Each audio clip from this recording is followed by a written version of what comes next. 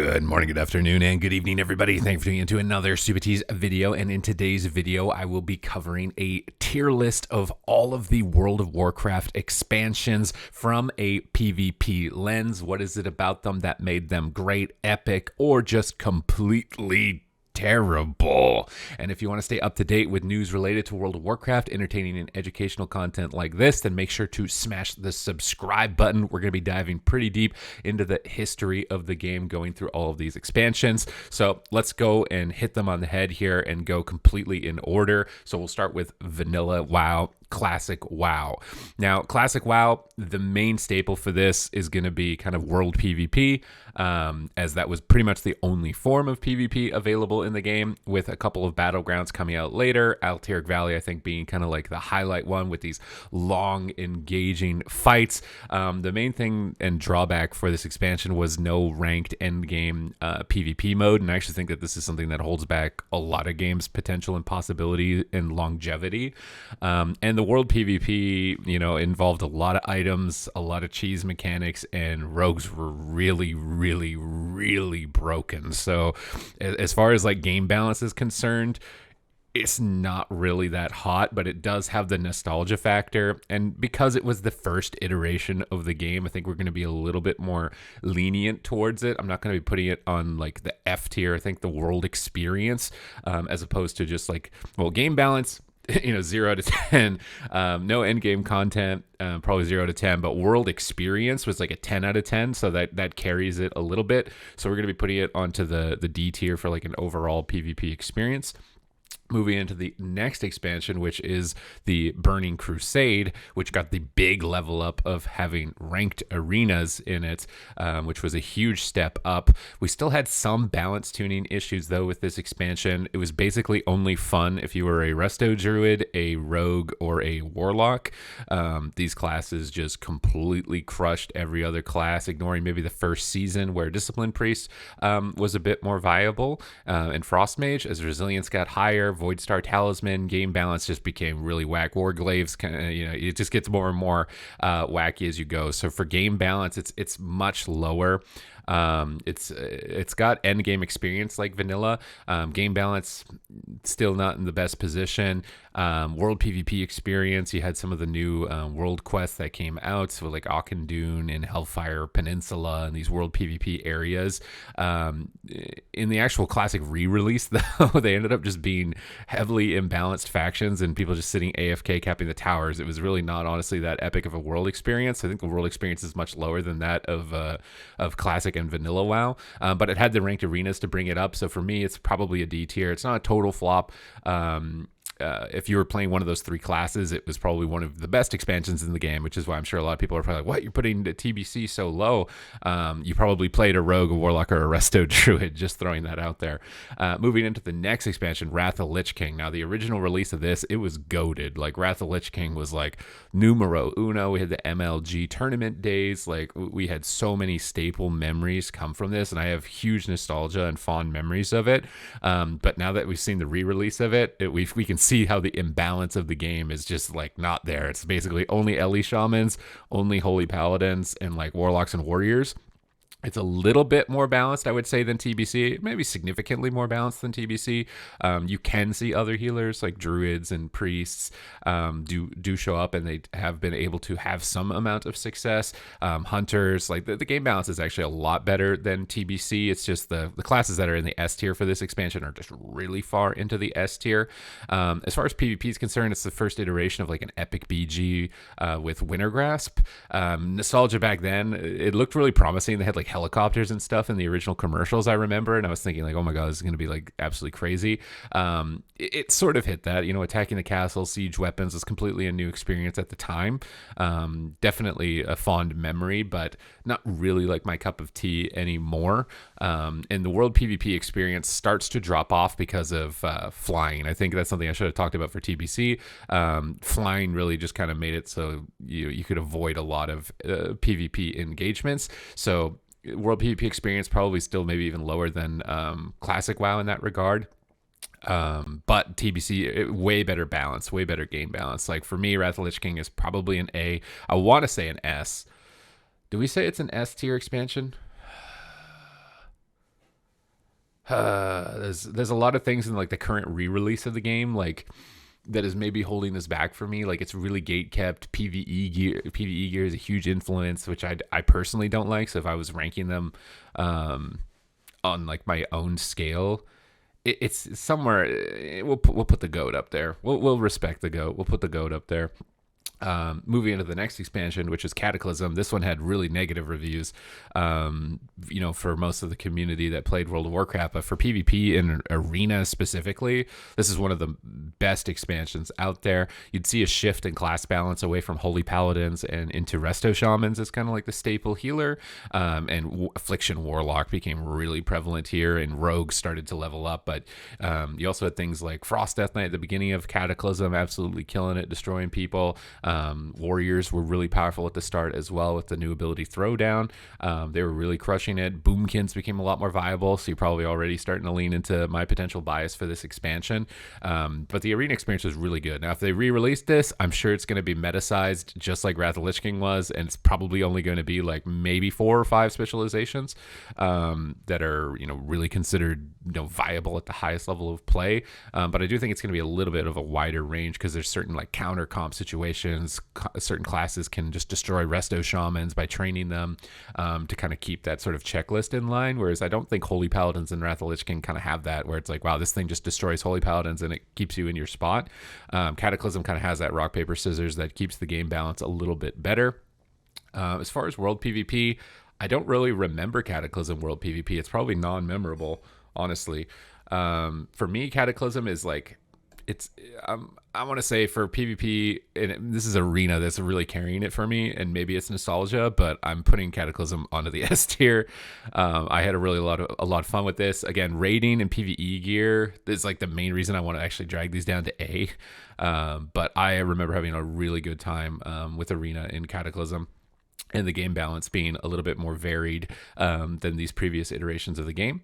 Moving into Mists of Pandaria, which, for like a note fact, the beginning of Mists of Pandaria was the only time that I ever became unsubscribed to World of Warcraft because it was buggy and there was so many things wrong with the game that it was just not playable at the beginning.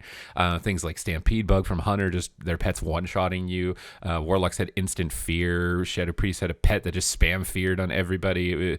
Chaos Waves falling from the sky and absolutely one-shotting you. Like, this is where the game balance just went out the window when it came to PvP, and cooldowns and modifiers became like really important in being able to end the game. Taste for Blood stacks from Warriors, getting insane one-shot crits. Like, if you like that type of gameplay, it was a lot of fun. But for me, coming off of Wrath of Lich King and Cataclysm, which was a little bit more slow-paced and tactical, it was just like, this is a clown fiesta at the beginning, and with all the bugs and stuff, I could not play it.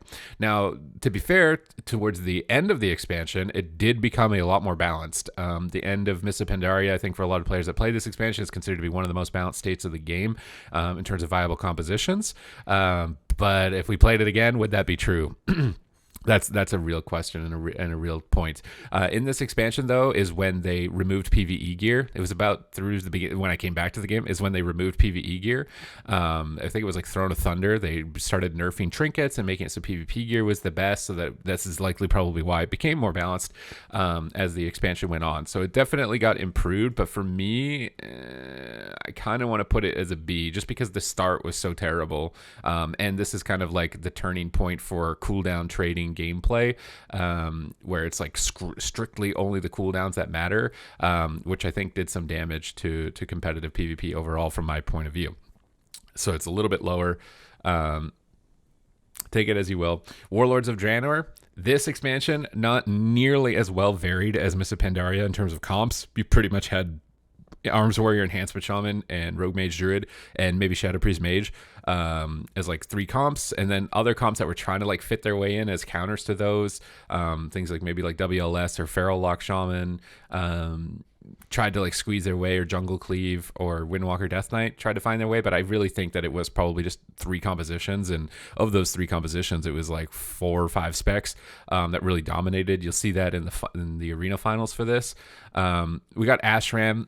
I was honestly more of a fan of the original iteration of Ashram than this current one, where you like went around to different events and grouped up and had fights. But a lot of the times, big PvP blender balls like this just they're just not that great of an experience overall, unfortunately. So the World PvP experience, not stupendous. I do remember having some fun in what is the zone called? Hellfire Peninsula's Tanan Jungle, farming Apex crystals. I remember having a little bit of fun in that, but the World PvP experience is definitely not up to the same scale as Classic.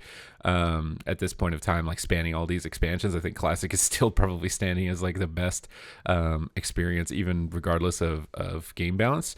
Arenas, though, again, the balance really held this one back, so it's probably like B.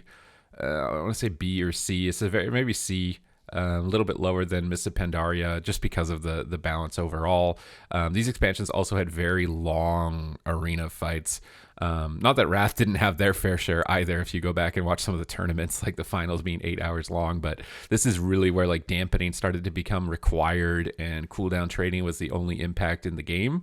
So this is kind of like the turning point for me personally. After Warlords of Draenor, now I'm going to forget the order of the expansions, we got Legion. And Legion did a phenomenal job of just completely removing PvE gear and any sort of impact and bringing in templates, which I was personally a fan of. For arena specifically, you still had your gear matter in World PvP. It had amazing World PvP quests. I remember like the goat quest, knocking people off the cliffs in the what is the zone called now, with the Odin and stuff like that.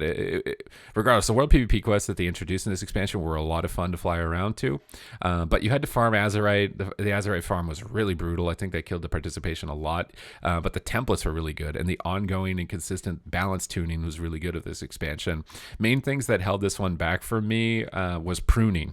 They went a bit overboard. I should have said that maybe that's also why Warlords of Draenor is a bit lower than Mists of Pandaria, is that the pruning started to begin in Warlords of Draenor. And moving into Legion, it really went in. Like, they removed Freezing Trap from Hunter, and they removed Blind from some specs of Rogue, to my memory. Like, really core stuff just like getting removed from the game. And I think that really just didn't, even though they had great balance tuning, we had lots of variety and tons of shifts in the meta, because of the pruning, there wasn't a lot of depth. So it was just a lot of, oh, I'm bored, I guess I re-roll and play something else, which really held it back.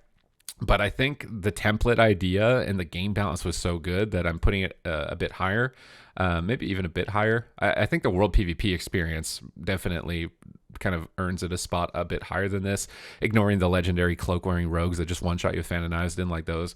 But I think that the game balance, it's just the pruning, man. This thing could have been S. This thing could have been Omega S. This thing could have been literally the best game in the game, if we had some of the Dragonflight balance systems that we've got, and the unpruning. Like, this could have been like the GOAT, like the absolute insanest expansion when it comes to PvP. Moving from Legion, we've got Battle for Azeroth, and this is going to be the first and the only expansion that I throw down here. The main reason that I'm throwing this down here is that they undid all of the good progression that they made throughout all of these expansions, removed the templates, made it so PvE gear was the best gear. You had to do Mythic Plus, made it only obtainable through RNG, whether it was from the chest. All of the PvP gear was pretty much irrelevant. Dampening was 100% required. You would see 20-minute long games because they had taken the philosophy that, you know, game balance for World of Warcraft needs to be balanced just as a whole, you know, and which means that basically nothing is balanced, or they're going to, you know, prioritize one area. Maybe raiding is balanced, but then if you balance for raiding, then other aspects of the game are absolutely not going to be balanced, and PvP was one of those. Really, really slow paced, just absolutely brutal gameplay, really limited compositions. I think it was like DHDK and Mage Lock and maybe Double Lock and Double Fire Mage and stuff like that. That were the only viable comps. And again, if you played those, much like TBC, you probably thought this expansion was good. You had fun sitting in the map spamming Chaos Bolt and Greater Pyro and nobody being able to do anything and move their character for 30 minutes until you eventually killed them in one attack. World PvP, not really memorable. I think it's mostly because the quest that they had in World PvP just you didn't need to do because the gear that you got from it was garbage. It's not even to say that the areas that they included for World PvP quests were bad. I just never did them because I didn't have to, and I was too busy farming Azerite power. There was a lot wrong with this expansion. I think it's very fair to put it down here. I mean, when they came out with Corruption, it was just like, here you go, everything go crazy. It's like, yeah, okay, but it's just really cheesy. Like that definitely didn't save it for me. And you still had to farm visions and stuff to be able to PvP. It's an F. Shadowlands. Now, initially, this one was looking good, was looking promising. balancing. We saw some consistent balance changes. We saw a lot of different meta shifts throughout seasons, but the changes were really inconsistent. It was like, this is the best thing for like months at a time. Whereas in Legion and stuff, it would be like pretty consistent and pretty ongoing to the point where everything was, overall balanced. It was just like a hard thing where like these were bad specs and these were good specs, and you couldn't really do anything about it. And the good ones were really good, like Outlaw Rogue at the end of the expansion, Holy Paladin at the beginning, Warrior at the beginning. Main problem with this one is they started to go back on, like, oh, maybe we do need to not include PvE gear, and they came up with the scaling system, but you had to farm a truck ton of honor to be able to get a character up and running. And I remember conduits being a really frustrating feature of it and not being able to respec them for a long time. A lot of those core systems, I think, damaged the game as an overall experience, but PvP especially. They did correct those, right? And that's what we'll get to as we move into Dragonflight. But for this expansion specifically, it had really long dampening games like Battle for Azeroth. I think that the fact that they dialed back the PvE gear and did give it some PvP tuning definitely saved it. I wouldn't say that it was like as terrible as a lot of people were saying that it is. I'm kind of wanting to put it on like a C tier, maybe a B tier, for an overall experience. But if you weren't playing one of those meta specs and you didn't have the time to grind the honor or unlock the conduits, or do a whole bunch of the Maw content or the Torghast or the RNG drop chance from your legendaries at the beginning, like, you really had a tough time playing the game, which made it rough for this one. And the balance was really kind of skewed heavily because it didn't get as much attention as previous expansions like Legion did. So probably going to be held back a bit. And now we've got Dragonflight. Dragonflight was really good at the start, in the world PvP. I'm saying Dragonflight has the best world PvP. I think dragon riding and dismounting people and flying in on them and the PvP quest with the knockback effects, ignoring the one that's in the Thandle Span, the one with the tower where you pick up little crystal orbs and you become really OP and one-shot people. I'm not a big fan of that one. I don't like that one. But pretty much every other one is a lot of fun. I've had the most fun. I've uploaded so many world PvP videos from this expansion. Really fun. The only problem with this is the hiccup patches of like, whoa, now Ret Paladin is suddenly everywhere. Whoa, now Boomkin is suddenly everywhere. It's like a couple of hiccups. It's not as smooth as Legion tuning overall, but the unpruning and the new talent trees and the immediate gearing up process and the customization of the game and the flexibility of it, that's carrying it, I think, really hard. And if they, again, the hiccup of the MMR, but that should be getting fixed today. If we could just kind of like quell these little hiccups that are happening for this, man, like this could be a goated expansion, like absolutely goated expansion.